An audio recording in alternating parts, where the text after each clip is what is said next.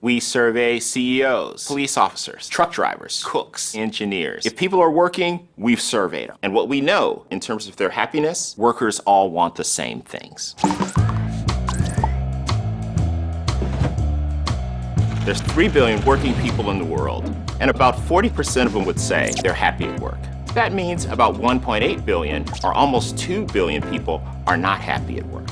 What does that do, both to those people and the organizations that they work in? Well, let's talk about money. Organizations that have a lot of happy employees have 3 times the revenue growth compared to organizations where that's not true. They outperform the stock market by a factor of 3. And if you look at employee turnover, it's half that of organizations that have a lot of unhappy employees. The miracle thing is you don't have to spend more money to make this happen. It's not about ping pong tables and massages and pet walking. It's not about the perks. It's all about how they're treated by their leaders and by the people that they work with.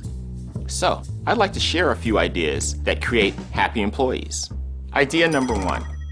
In organizations where employees are happy, what you find is 2 things are present: trust and respect. Leaders often say, we trust our employees, we empower our employees, and then when an employee needs a laptop, and this is a true example, 15 people have to approve that laptop.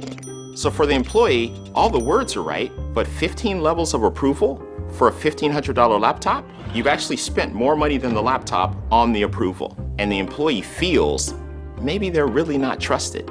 So what can an organization do to have a high level of trust? The first organization that comes to mind is Four Seasons. They have magnificent properties all around the world, and their employees are told, do whatever you think is right when servicing the customer. To hand that trust to your employees, to do whatever they think is right, makes the employees feel great. And this is why they're known for delivering some of the best service in the world. Idea number 2, fairness. The thing that erodes trust in our organization faster than anything else is when employees feel that they're being treated unfairly. Employees want to be treated the same, regardless of their rank or their tenure or their age or their experience or their job category compared to anyone else. When I think about great organizations who get fairness right, the first organization that comes to mind is Salesforce. They found that men and women working in the same job with the same level of proficiency were making different amounts of money. So immediately, they calculated the difference and they invested $3 million to try and balance things out. Idea number 3 is listening. So to be a listener who connects with all types of people, we have to unlearn a few things.